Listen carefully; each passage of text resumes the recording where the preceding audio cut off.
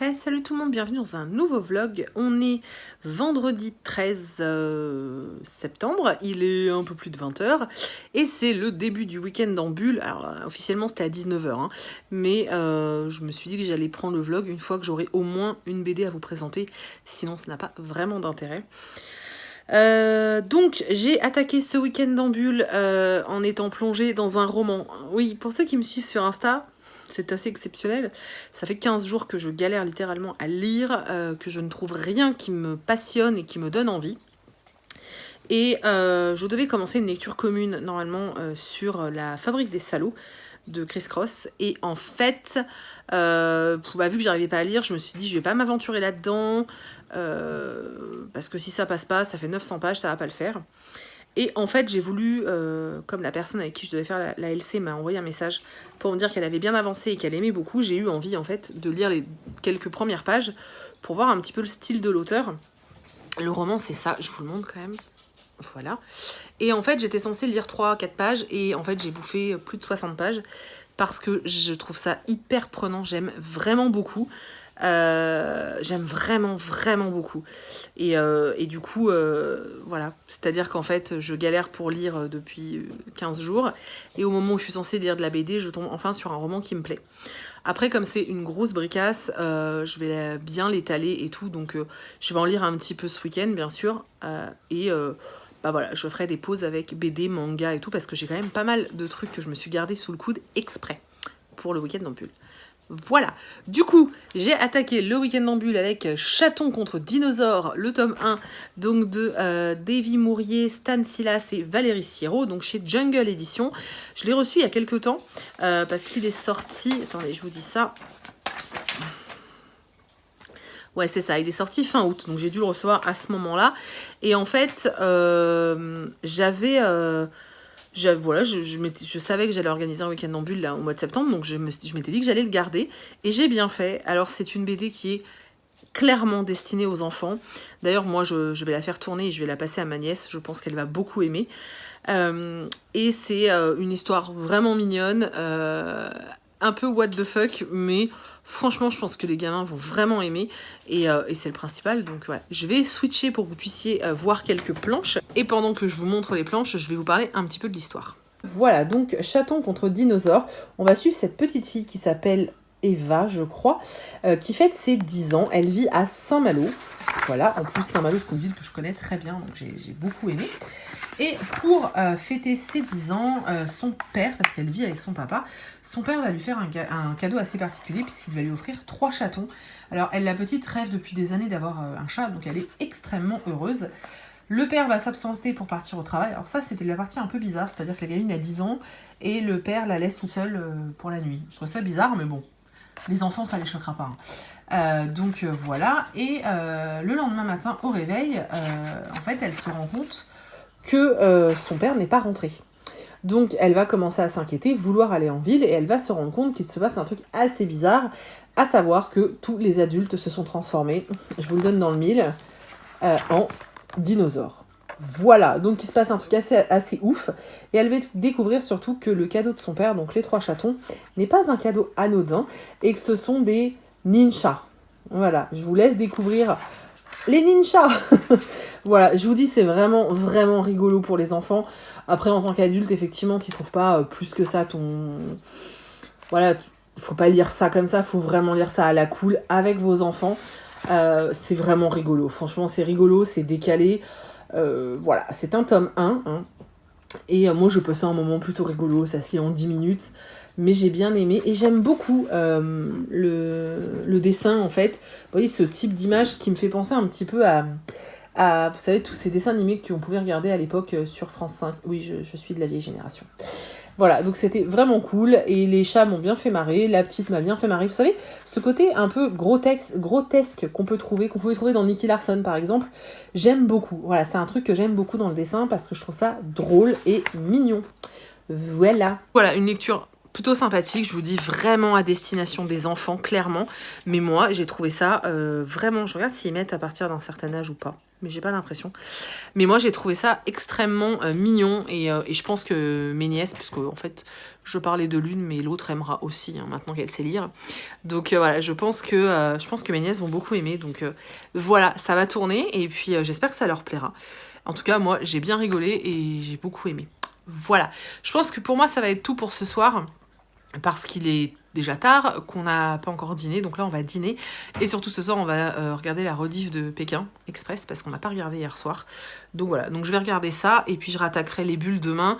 Je me suis mis, j'ai encore 1, 2, 3, 4, j'ai 5 BD romans graphiques à lire, et j'aimerais bien me faire du manga aussi, donc voilà, mais beaucoup de choses à faire ce week-end, étant donné que on déménage dans 2 semaines tout pile, et faut qu'on trie, qu'on range, qu'on commence à préparer des choses en fait.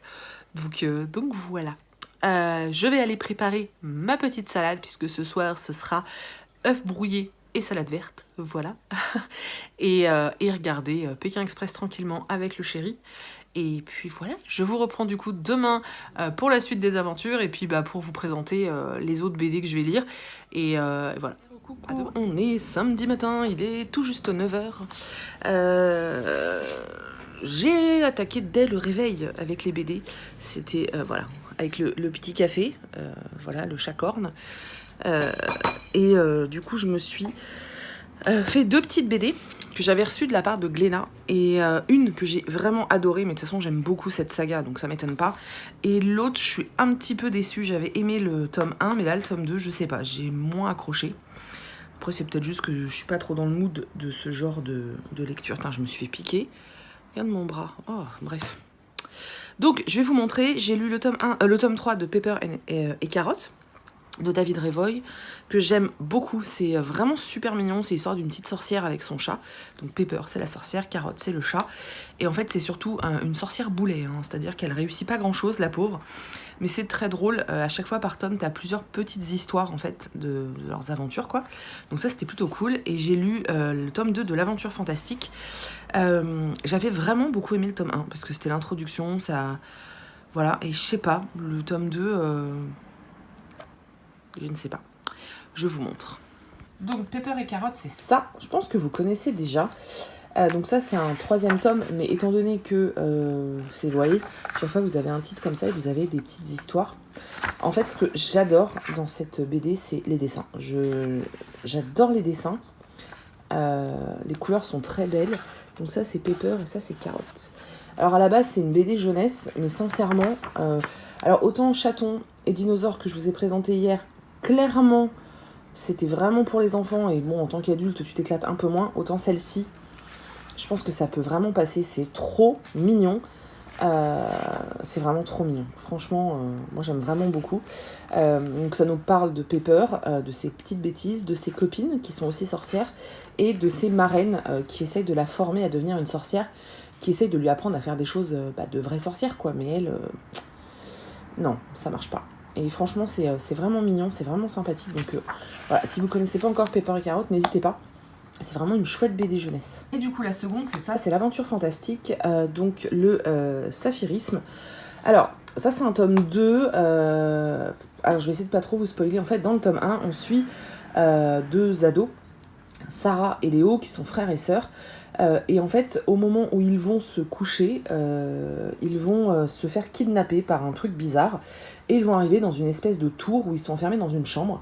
Et on va découvrir dans cette tour qu'en fait, ils sont dans un autre univers et qu'ils sont bloqués dans cet univers. Et du coup, voilà, ils sont bloqués avec d'autres ados et ils vont devoir essayer de trouver une solution pour sortir de là, pour survivre et surtout sortir de là. Et là, on arrive en fait direct dans la suite de l'histoire quand on a découvert, parce qu'on voit sur la couverture, que en fait, il y en a certains qui ont des pouvoirs particuliers. Vous voyez, là, il y en a un qui est transformé, par exemple. Et là, on est dans la suite de l'histoire. Alors, j'aime beaucoup les planches. Je trouve les dessins vraiment sympas. Alors je préfère ceux de Pepper et Carotte, mais je trouve les dessins vraiment chouettes. Je trouve qu'il y a pas mal de lectures, donc on est un peu au niveau de l'âge, je pense un petit peu au-dessus de Pepper et Carotte. Mais je sais pas, l'histoire, le scénario de celle-ci m'a pas du tout emballé en fait. Mais bon, après pourquoi pas, c'est fantastique, hein, de toute façon c'est dans le titre. On a des notions un peu plus fantastiques, etc. Mais ouais, j'ai été un petit peu moins emballée par le tome 2, pourtant j'avais vraiment adoré le tome 1. Mais bon, après voilà, si ça vous tente, pourquoi pas. Je vous mets, hop, le tome 1, c'était celui-là. Et il me semble qu'il y a d'autres aventures de justement Sarah et Léo. Si je dis pas de bêtises, c'est là. Vous voyez, hop, il y a un truc qui s'appelle La Famille Fantastique. Et là, on peut suivre toute la famille, quoi. Donc voilà, je m'y suis mis un peu plus tôt le matin. D'habitude, à cette heure-ci, enfin, d'habitude au petit-déj, je mate des vlogs. Là, à la place, j'ai lu 2 BD. Ça me permet d'avancer un petit peu dans le week-end en bulle. Ça me permet d'avancer aussi, parce que là, c'était des services presse que j'avais gardés exprès pour les lire. Voilà, comme en plus, on a pas mal de trucs à faire ce matin. Là, je vais finir mon café et je vais m'attaquer à tout ce qu'il faut qu'on fasse. Et puis, je reprendrai de la lecture BD ou manga. Quoique j'ai encore, au niveau BD, j'ai 1, 2, et après j'ai 3 graphic novels à lire. Donc voilà, on verra. Peut-être que le manga, ce sera plus ce week-end. Voilà. Ou ce week-end, n'importe quoi. Et vous me dites rien. Dimanche. Bon, je vous dis à tout à l'heure. Faire bouffer par un stick mou. Là, et il m'a piqué 2 fois là. Magnifique. Voilà, et Chris n'arrête pas de me dire « C'est fini la saison des moustiques !» Ouais, mon cul, ouais. Bref, qu'est-ce que j'allais vous dire? Oui, il est 20h30 passé. Je reviens aux nouvelles pour ce week-end en bulle. Alors, je vous ai dit hier que j'étais bloquée dans mes lectures depuis 2 semaines quasiment. Je trouvais rien qui me happait en fait réellement. Et hier, j'ai commencé La Fabrique des Salauds et en fait aujourd'hui, j'avais qu'une envie, c'était y retourner. Donc j'ai avancé un petit peu en fait. J'ai terminé la première partie. Du coup, je suis page 165. Demain, je lirai la seconde partie. J'adore. Franchement, j'adore. En fait, je trouve ça hyper immersif. Je trouve ça génial. On suit 2 frères, et particulièrement le narrateur, en fait, Constantin Solm. C'est Solm? Je sais plus si c'est Solm, son nom de famille, je crois que c'est ça, ouais. Enfin, Koja, son surnom c'est Koja et c'est Solm, qui en fait est dans une maison de retraite et il partage sa chambre avec dans un hôpital, bref, il partage sa chambre avec un hippie, comme il l'appelle, et en fait il va se mettre à lui raconter sa vie et c'est assez dingue, hein, voilà. C'est assez dingue parce que voilà, on est avec, il raconte sa vie et celle de son frère et de sa sœur adoptive, mais en gros on suit les 2 frangins qui sont lettoniens, je pense que c'est comme ça que ça se dit, donc début du 20e, début 1900 quoi. Et avec, voilà, ils sont allemands, lettoniens, avec voilà, l'arrivée de la montée du nationalisme et du nazisme, avec cette fille, Eva, qui est entrée dans leur vie parce que les parents ont adopté la gamine, sauf que cette gamine est juive, ils le savent pas forcément, hein, mais voilà. Et c'est super intéressant. Franchement, c'est différent, c'est particulier, ça change et j'adore ce que je lis. Je sais pas, je vois absolument pas le temps passer quand je suis dedans et je trouve ça hyper agréable. Je sais pas, j'adore ce livre. Bref, c'est pas pour ça qu'on est là. Du coup, je voulais vous parler de mes lectures, puisque du coup, là, pendant que mes courgettes sont en train de cuire pour manger ce soir, j'ai lu Heartstopper, donc le tome 1 et le tome 2, parce que ça se lit extrêmement vite. Ça m'a pris à peu près 1 heure pour lire les 2, donc moi, je les ai en VO. Le tome 1 va sortir bientôt en VF, et voilà. Alors tout le monde, j'en ai vu plein qui étaient en mode ouh, Heartstopper et tout, voilà. Après c'est vrai que c'est ultra mignon, mais ça casse pas 3 pattes à un canard non plus, mais c'est super mignon. C'est une graphic novels, je sais pas pourquoi je prends cet accent, je suis désolée, qui en fait d'Alice Oseman. Moi j'avais lu Radio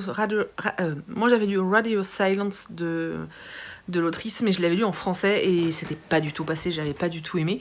Apparemment en VO c'est beaucoup plus sympa. Là j'avais très envie de découvrir son graphic novels. Novel, pourquoi je mets un S à chaque fois, je ne sais pas. Et c'est très mignon. Alors c'est une romance gay. Et c'est très mignon, voilà. On peut rien dire de plus en fait, c'est juste mignon. C'est mignon, c'est plein de bons sentiments, c'est... Voilà, il y a un peu de réflexion sur l'acceptation de soi, et encore, je trouve pas que ce soit... plus dans le tome 2, où c'est un peu plus au cœur du sujet, mais c'est mignon, voilà, moi j'aime bien, on est bien dedans, c'est vraiment chou. Voilà, donc je vous les montre. Donc ça, c'est le tome 1, donc Heartstopper, et le tome 2, qui est celui-ci. Je vais vous montrer les planches et vous raconter un petit peu l'histoire.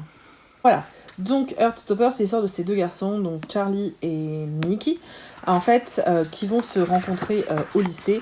Donc il est de notoriété publique au lycée que Charlie est gay. Nikki va commencer à devenir pote avec lui, l'introduire dans son groupe, enfin dans son équipe de rugby. Je suis désolée, à chaque fois que je lis un truc en anglais, j'ai beaucoup de mal à vous en parler en français. Donc ils vont commencer à jouer au rugby ensemble. Et en fait, leur amitié va vraiment se développer, ils vont devenir extrêmement proches, très amis, au point que leur amitié va même susciter des questionnements au niveau... Alors au niveau des amis de Charlie, va y avoir des questionnements sur le fait que, voilà, on va lui dire, Charlie, fais attention, on te rappelle que Nikki est... comment on dit, hétérosexuel, fais attention à toi et tout, et les amis de Nikki, eux, vont plus être en mode attends, tu sympathises avec un gay, hein, bon bref, tu vois le genre. Donc c'est un peu, voilà, c'est juste pour vous donner un ordre d'idée, mais c'est ce genre d'image. Et en fait, voilà, leur amitié va forcément évoluer en une romance, hein, voilà, une romance MM, c'est vraiment très mignon, franchement. Alors après, cherchez pas un truc ultra profond parce que c'est pas dans ça que vous le trouverez. C'est très léger et c'est ça qui est agréable en fait. Alors l'anglais est d'un basique, enfin je veux dire, même si vous avez un très mauvais niveau, franchement vous pouvez y aller sans problème, ça se lit vraiment facilement quoi. Et voilà, donc j'ai passé un chouette moment, je lirai le tome 3 avec plaisir parce que, somme toute, ils sont très très attachants ces deux jeunes hommes. Mais après, je vous dis clairement, il y en a plein qui ont des énormes coups de cœur. Voilà. C'est vraiment très mignon, je continuerai. Je suis très touchée par leur histoire, je trouve ça très mignon. Voilà, c'est choupi et j'aime beaucoup. C'est tout en fait. Donc voilà, du coup ça va être tout pour moi aujourd'hui. Ça fait quand même 2 BD ce matin et les 2 graphic novel aujourd'hui, donc et ce soir, donc c'est plutôt cool. J'ai reçu aujourd'hui, je suis extrêmement contente, je l'avais commandé parce que je le voulais énormément, mais aussi parce que je voulais absolument le recevoir pour le week-end en bulle, et en fait j'avais regardé le suivi et ça m'a annoncé que ça arriverait que le 17. J'étais extrêmement triste et en fait la grosse surprise aujourd'hui, j'ai reçu ça, je suis trop contente. Donc The Handmaid's Tale, donc c'est le graphic novel, donc en anglais, hein, il n'est pas encore paru en français. Le travail éditorial, je vais vous montrer. Mais je sais pas si vous pouvez voir. Donc là, en fait, il est incrusté, il est brillant parce que là, c'est en soft touch, enfin, c'est en mat plutôt parce que c'est pas vraiment du soft touch. Tout est incrusté à l'intérieur. Il est superbe, franchement, il est superbe. Après, les dessins, c'est pas forcément ma cam, mais j'ai tellement hâte de redécouvrir l'histoire comme ça. Donc ça, c'est une lecture de demain. Donc voilà, donc demain je me ferai The Handmaid's Tale. Je me ferai sûrement Graines de bandit que j'ai là. Et j'aimerais bien lire Chaplin en Amérique. Donc voilà, je sais pas du coup si j'aurai le temps de lire des mangas parce que je voudrais aussi lire la seconde partie de La Fabrique des Salauds. Je pense qu'il va me durer un certain temps ce roman, en même temps il fait 900 pages. Hein, voilà. Mais j'aime bien, je suis bien dedans et c'est agréable à lire et voilà, je suis très contente. Donc une très belle journée de lecture, on a fait plein de choses, hein. Vu qu'on déménage très bientôt, beaucoup de choses pour la maison, vraiment beaucoup de choses. On a été faire les courses aussi, on s'est occupé de plein de trucs. Et j'ai fait une tarte aux pommes aussi, accessoirement. J'avais super envie d'une tarte aux pommes, donc j'ai fait une tarte aux pommes. Et puis voilà, donc une journée bien remplie, je suis très contente. Là, les courgettes sont en train de cuire, donc courgettes, une petite poêlée courgettes tomates, ça va être très très bon. Et on va se manger ça en regardant 1 ou 2 épisodes de Grimm, puisqu'on aime beaucoup cette série. On a pratiquement fini, là on est à la fin de la saison 6. Non, on est première partie, pas la fin, première partie de la saison 6, donc c'est la fin en fait, après c'est terminé. Enfin je crois, en tout cas il n'y a pas d'autres saisons sur Netflix. Donc on va regarder ça. Et puis voilà, c'est tout. Et puis je vous retrouverai moi demain pour la suite du vlog. Et puis voilà, avec plein de nouvelles lectures, j'espère. Et c'est tout. Voilà, je vous dis à demain. Je n'ai pas pris avant parce que la journée a été très chargée. Voilà, très très chargée entre des courses à faire, du rangement, du tri, du ménage. J'ai bossé aussi, donc j'ai fait toutes les petites poupées décoratives, là, Rogue et Luna Lovegood. J'ai également fini certaines commandes. Donc voilà, j'ai quand même pas mal bossé aujourd'hui, plus le ménage, tout ça. Et du coup, je me suis mise à lire des BD à 19h. Donc voilà, parce que j'avais quand même envie de me poser. Du coup, j'ai pas lu la graphic novel de The Handmaid's Tale. J'ai vachement de mal à le dire. Je l'ai pas lu, j'ai pas eu le temps. Parce qu'en fait, c'est en anglais, ça m'aurait demandé vachement de concentration. Il y a quand même vachement plus de texte que dans Heartbreaker que j'ai lu hier, donc c'est pas Breaker, Heartstopper que j'ai lu hier, donc du coup voilà, je me suis abstenue, mais j'ai quand même réussi à lire 3 BD, donc je suis très contente parce que sur les 3, il y en a 2 qui sont des jolis coups de cœur, donc je suis extrêmement contente. Et je vais vous montrer ça. Donc la première qui est une déception. Moi, j'ai pas accroché. Pourtant, le sujet est intéressant, mais je sais pas. Moi, j'ai pas accroché. Donc il s'agit de Graines de bandit. Donc de Yvon Roy chez Rue de Sèvres. Je vais tourner la caméra pour vous montrer des images. Voilà, donc ça va être l'histoire de ces 2 petits garçons qui emménagent avec leur famille dans une nouvelle contrée américaine. Et tout va pas forcément très très bien se passer, puisque arrivés dans cette contrée, leurs parents vont être soumis à pas mal de stress et de difficultés. La maman va commencer à beaucoup changer, elle va arrêter de sourire, elle va arrêter d'être sympathique, et elle va devenir assez méchante. On a quand même très peu de scènes avec les parents, mais nous on va suivre principalement donc ces 2 gamins qui vont se servir des bêtises et de l'imagination, mais ils ont quand même pas mal de conneries, pour s'évader en fait de leur triste histoire et de leur triste vie. Voilà, alors j'ai pas forcément accroché au dessin et j'ai pas forcément accroché à l'histoire. Ouais, j'ai pas ressenti beaucoup d'émotions en fait en lisant cette BD. C'est dommage parce que finalement j'aime beaucoup l'idée de présenter en fait ces enfants qui, à travers justement leur imagination et leur jeu, arrivent à fuir réellement leur vie qui est vraiment pas évidente. Mais j'ai pas ressenti grand chose en fait. Donc bon, pour moi c'est un peu voilà, je suis complètement, je pense, passée à côté, mais bon, on peut pas tout aimer.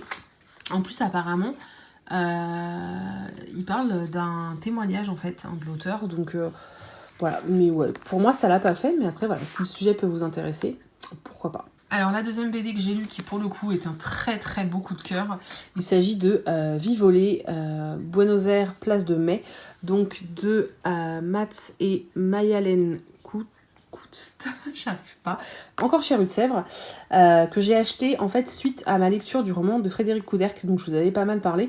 J'avais envie de continuer sur le sujet, et du coup je me suis acheté cette bande dessinée, et mon Dieu que c'était bien. Franchement, c'était génial. Et finalement, au début, j'accrochais pas plus que ça au dessin. Et en fait, au fur et à mesure de l'histoire, j'ai commencé à y trouver une vraie poésie et quelque chose qui allait vraiment en fait avec l'ambiance de l'histoire. Et particulièrement au niveau de la colorisation, j'ai trouvé que ça allait vraiment très très bien avec l'histoire, avec l'ambiance, avec tout. Enfin, j'ai adoré. Donc en fait, dans cette BD, on va suivre 2 personnages, 2 jeunes hommes. Ils sont là. Voilà. On suit Santiago et Mario, donc qui vivent en Argentine, à Buenos Aires. Et Mario, en fait, s'interroge énormément sur son passé. En fait, il est très intrigué parce que il n'a jamais vu de photos de sa mère enceinte, il n'a jamais vu de photos de lui bébé. Il y a tout un mystère qui tourne autour de son enfance. Et du coup, il s'interroge beaucoup. Donc, il va convaincre son meilleur ami Santiago de venir avec lui sur la place de Mai pour voir les grands-mères, en fait, qui sont là pour réclamer justice. Donc, je vous en avais parlé quand j'avais lu le roman. En fait, on parle là des enfants volés pendant la dictature qu'il y a eu en Argentine. Donc, en gros, toutes les personnes qui étaient contre le dictateur et l'État à ce moment-là, les gens étaient enlevés, étaient abattus, et souvent les femmes enceintes étaient conservées jusqu'à l'accouchement en fait, et ensuite elles étaient tuées d'une façon assez particulière d'ailleurs, dont on nous parle dans la BD, et les enfants étaient donnés à des personnes proches du parti en fait, ou des personnes sûres. Et du coup, quelques années plus tard, les grands-parents ont commencé à vouloir retrouver leurs enfants. Là, ils se sont vite rendus compte que ça allait pas être possible, et du coup, ils se sont mis à chercher leurs petits-enfants. Il y a eu tout un mouvement avec les grands-mères de la place de Mai qui ont créé toute une base de données ADN, etc., des enfants volés et des grands-parents pour que les familles se retrouvent. Et c'est vraiment le sujet, en fait, de cette BD. Et du coup, on va suivre Mario qui mène cette enquête, donc qui va convaincre Santiago de venir avec lui. Ils vont aller tous les deux faire le test, et puis voilà, ils vont mener leur petite vie tous les deux et mener l'enquête. Je vous en dis pas plus. Cette BD m'a énormément touchée, mais vraiment. Vraiment. Et je parle même pas de l'épilogue qui m'a brisé le cœur. C'était génial. Je peux que vous la recommander. Moi, depuis que j'ai lu le roman, je vous dis, c'est vraiment quelque chose qui me touche profondément. Et en BD, c'est magnifique. Voilà, si vous n'avez pas envie de lire le roman, attardez-vous vraiment sur cette bande dessinée. En tout cas, pour moi, c'est un joli coup de cœur et je suis extrêmement contente de l'avoir lu. Donc voilà, ça c'était les 2 grosses BD que j'ai lues. Mais vraiment, Vie volée, c'était... Enfin, moi, c'est un sujet que j'aime beaucoup. J'adore, en fait, quand ça nous relate des faits historiques. Et là, c'est extrêmement bien fait. Donc, c'était vraiment cool. Et du coup, après, j'ai eu envie, pour terminer ma soirée, et terminer ce week-end d'ambule, hein, parce que vu l'heure qu'il est, c'est fini, j'ai eu envie d'un truc bien plus léger. Et je me suis fait 109 rue des Soupirs, Fantôme à domicile, de Mr. Tan et de Young-Guy Dumont. Alors, Mr. Tan, c'est celui qui fait... Mortel Adèle et Ajax, et vous savez que je suis totalement fan de Mortel Adèle. Du coup, quand je l'ai vu dans le catalogue Casterman, je leur ai demandé, et je regrette pas parce que j'ai juste surkiffé. Il y a un humour de dingue. Sincèrement, comme petite lecture gothique, fantomesque pour les enfants, là, pour la période d'Halloween, ça serait génial. En fait, on va suivre donc dans un patelin qui s'appelle, il y a un nom chelou, Bellenjoie. Il y a une fameuse maison qui est au 109 rue des Soupirs, qui est réputée pour être une maison hantée. Donc tout le monde le sait, donc personne s'en approche. Sauf qu'un jour, il y a une famille qui décide d'emménager en fait dans cette maison. Et le petit garçon va se retrouver mêlé aux histoires de fantômes. Et c'était franchement trop mignon, c'est rigolo, moi j'ai adoré, voilà, franchement j'ai adoré. Donc je vous la conseille de tout cœur, que ce soit pour les enfants ou pour vous, hein, franchement foncez. En plus c'est pas non plus des ouvrages qui sont chers, on est à je crois 10,90. Donc voilà, je vais vous montrer quelques planches. J'ai adoré les dessins, j'ai adoré l'ambiance, moi j'ai tout adoré, voilà. C'était léger, c'était drôle, ça m'a fait sourire, c'était mignon. Voilà, c'est un peu, alors c'est moins sarcastique que Mortel Adèle, parce que de toute façon Mortel Adèle, il y a du level, hein. Mais moi j'adore, franchement j'adore, donc voilà, je vous montre ça. Donc voilà, donc ça c'est le petit garçon, c'est Elliot, qui va venir du coup s'installer dans la maison. Alors faut savoir qu'Elliot, il a des parents assez particuliers, hein, qui estiment que maintenant qu'il a 10 ans, enfin eux c'est ce qu'ils pensent parce qu'en fait il n'en a que 9, bon, il est assez grand pour vivre seul et pour tout prendre en charge, hein. Donc eux ils se cassent pour le boulot, ils le laissent tout seul, et heureusement, mais heureusement que Elliot va faire la connaissance d'un groupe de fantômes, donc ceux qui vivent au 109 rue des Soupirs. C'est un tome 1, donc je pense qu'on va avoir pas mal d'aventures, ça va être assez cool. Et alors, il y a un truc que j'ai adoré, c'est au début de l'histoire, on a en fait, bon, vous voyez en fait, on a cette partie-là, et en gros, on nous indique que c'est une voix off, et au bout d'un moment, il y a quelqu'un qui interpelle la voix off. J'ai trouvé ça hyper bien fait. Je sais pas, ça donne une vraie note d'humour et tout, c'était vraiment cool. Sincèrement, c'était bien, c'était vraiment très bien. Vous voyez là par exemple, elle interpelle, elle interpelle la voix off, donc voilà. Non, c'est vraiment très très sympa. Je suis très contente de l'avoir découverte et je vous la conseille vraiment. Surtout pour les enfants là, avec la période d'Halloween, je vous dis, ça va être très sympa. Après, c'est pas des fantômes méchants, donc ça fait pas peur et c'est rigolo. Voilà. Donc voilà les gars, c'est terminé pour ce week-end d'ambule pour moi, puisque là, vu l'heure qu'il est, je vais aller faire à manger, on va dîner, et puis la soirée va se terminer comme ça. Je suis contente parce que j'ai quand même lu pas mal de choses, l'air de rien. Je crois que j'ai lu dimanche soir une BD, c'est ça, hein, le truc des chats, non? C'est pas ça? Et hier aussi, je crois que j'ai lu 2 BD et les 2 graphic novels. Plus aujourd'hui, ça. Enfin, je veux dire, je crois que je suis à, je sais pas, 6 ou 7 œuvres graphiques. Donc, c'est plutôt très, très cool. En plus, c'est ce que je m'étais gardé pour le week-end d'ambule. Donc, c'est très bien. Une vie volée, c'était pas prévu, puisque pour tout vous dire, j'avais prévu de lire Chaplin en Amérique, ou de lire la première BD de la collection Dracou chez Bambou, et puis en fait, j'avais pas envie, voilà. Donc j'ai changé de sujet, j'avais envie d'un truc un peu plus réaliste en fait, voilà. Bon, j'ai pas eu le temps de lire de manga, mais bon, en même temps, j'ai eu un week-end vraiment très chargé, et on peut pas tout faire quoi, hein. Mais j'aime vraiment vraiment beaucoup ces week-ends d'ambule, je suis extrêmement contente. Je vais essayer d'en programmer un genre tous les 2 mois. Donc là, si on en a fait un en septembre, bah, le prochain on le fera genre en novembre, ça pourrait être assez cool. Moi, ça me permet de faire bien descendre ma palle, et puis c'est des lectures qui se font assez facilement, qui sont très faciles à caser, même quand on a un week-end chargé en fait. Donc je trouve ça assez cool en fait. Voilà, j'ai dit 15 fois en fait, je ne fais que me répéter. Il y a le chéri qui est vautré, qui en a marre de m'entendre parler. Donc voilà, je vais aller faire à manger, parce que le chéri a faim. Je vous souhaite plein de bonnes choses, hein. J'espère que ce week-end vous a plu, que ce vlog vous a plu. N'hésitez pas à me dire si vous l'avez fait, si vous avez lu, enfin ce que vous avez lu, hein, parce que j'ai essayé de suivre un maximum sur les réseaux, mais j'étais pas forcément tout le temps dispo, donc n'hésitez pas à me dire ce que vous avez lu. Si vous avez eu un énorme coup de cœur pendant ce week-end d'ambule, n'hésitez pas à partager avec moi le titre de l'œuvre graphique. Si vous ne connaissiez pas le week-end d'ambule, et ben écoutez, ma foi, j'espère que je vous retrouverai la prochaine fois, pas la semaine prochaine, mais la prochaine fois pour le prochain numéro.